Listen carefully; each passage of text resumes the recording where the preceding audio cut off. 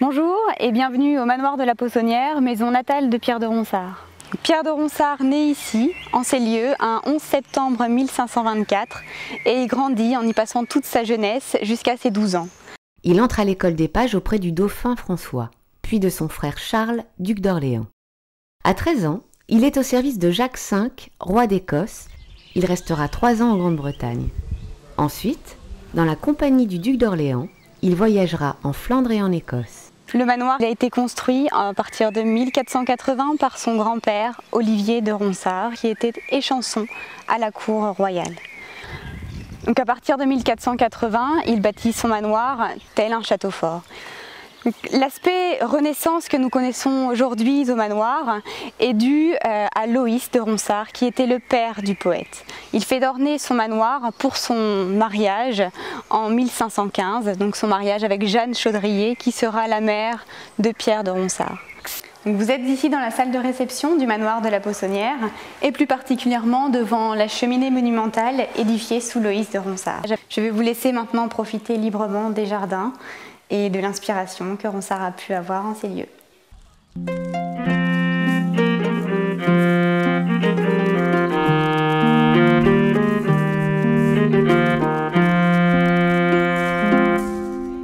En 1543, Ronsard a 19 ans. Il se consacre à l'étude et rejoint le collège de Coqueret à Paris. L'année suivante, il fonde avec 6 autres membres le groupe de la Pléiade, avec entre autres Antoine du Baïf et Joachim du Bellay. Leurs œuvres, les poètes acquerront la gloire et l'immortalité. En 1543, à 19 ans, Ronsard se fait conférer la tonsure qui lui permet d'avoir des revenus constants. Il est prieur de Saint-Gilles, dépendant de l'abbaye de Saint-Calais, fondée au XIe siècle par les seigneurs de Montoire. Ronsard cumulera de nombreuses fonctions ecclésiastiques. Les cures de Chasles, d'Évaillé et de Champfleur. Il est aussi chanoine de Saint-Julien du Mans, prieur de Saint-Guignolet à Château-du-Loir et prieur de Croixval à Ternay.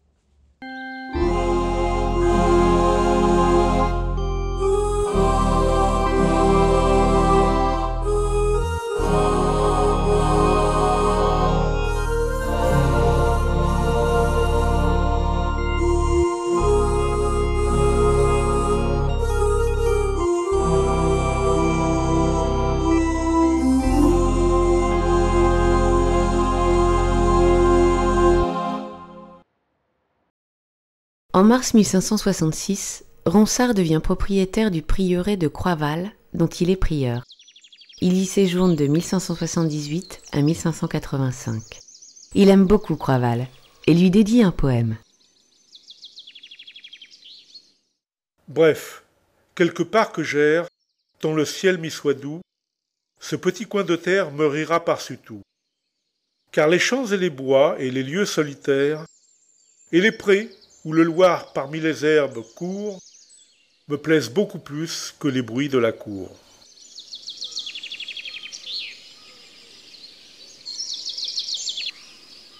Lors de sa vieillesse, la goutte le fait terriblement souffrir. Sentant la faim venir, il quitte Croixval pour son dernier voyage à Saint-Côme. Il y décède le 27 décembre 1585.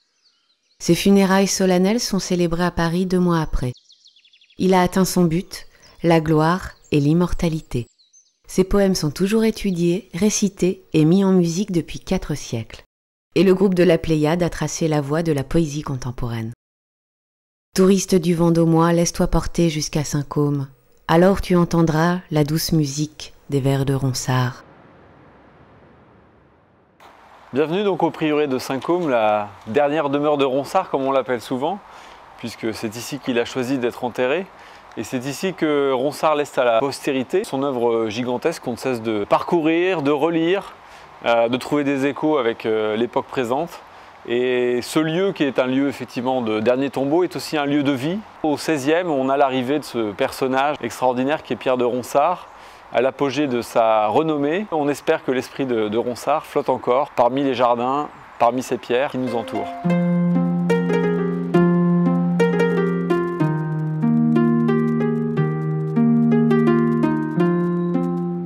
Ronsard donc arrive à Saint-Côme en 1565. Ronsard reçoit ce lieu des mains du roi et de la reine Catherine de Médicis en récompense d'écrits politiques en faveur du roi. On parle des discours des misères de ce temps, d'écrits qui ont favorisé la reine dans les années précédentes. Et surtout, Ronsard, âgé de 41 ans, a déjà une longue carrière de poète officiel derrière lui, donc il est récompensé des fruits de ses labeurs précédents. Ce lieu offre tout le confort d'une maison à la campagne, avec un jardin, avec une cour, une maison assez grande pour accueillir des amis, bien sûr une pièce de travail dans laquelle nous nous trouvons, une vaste salle chauffée, parce que Ronsard est né à la campagne, mais le XVIe c'est aussi une époque où l'art du jardin va évoluer, avec les contacts nombreux qu'on a avec l'Italie. Alors je passe bien sûr toutes les variétés d'arbres fruitiers, de plantes potagères, les voyages aussi en Amérique qui ont permis de ramener énormément de choses. Le XVIe, c'est aussi la technique dans le jardin et bien sûr l'art du greffage. Ronsard avait l'habitude d'imaginer la poésie comme celle d'une greffe. Bien sûr la rose est la fleur la plus citée dans les vers de Ronsard, mais on trouve une variété de plantes très importante dans les poésies de Ronsard. Bref, Ronsard va trouver ici une manière de concilier sa vie de prieur commendataire, donc mis en place par le roi, sa vie de poète, d'artiste, de réédition de ses œuvres. Il a, ne l'oublions pas, édité 7 fois ses œuvres de son vivant, et surtout Saint-Côme, et le lieu où Ronsard souhaite mourir et être enterré. Sa mort, donc, qui interviendra à la fin du mois de décembre 1585. En ces lieux, Ronsard, jusque dans ses derniers moments, a dicté dans la chambre qu'on visite en bas, ses derniers vers. Ronsard meurt à Saint-Côme dans la nuit du 27 au 28 décembre 1585 et ces derniers jours nous sont rapportés par son biographe Claude Binet. Ces derniers instants vont se dérouler dans la maison qu'on vient de quitter, la maison du prieur, et Ronsard pendant une semaine ne va cesser de recevoir des visites, de dicter ses derniers vers comme je le disais tout à l'heure, des derniers vers qui seront édités de manière posthume en février 1586 et que tout le monde va s'arracher comme le dernier testament du poète vendômois. Son premier vœu finalement est exaucé puisque à nouveau cette église communique la nature. Sa tombe est entourée de gazon, toujours vert, et nous rappelle donc effectivement ses dernières volontés. Un tombeau sobre pour lequel Ronsard avait néanmoins pris le temps de composer une épitaphe qui n'est toujours pas gravée, peut-être que l'histoire la gravera, en tout cas je peux vous la dire. Ronsard repose ici, qui hardit des enfances, détourna des licons les muses en la France, suivant le son du luth et les traits d'Apollon, mais peu valut sa muse en contre l'aiguillon, de la mort qui cruelle en ce tombeau l'enserre, son âme soit à Dieu, son corps soit à la terre.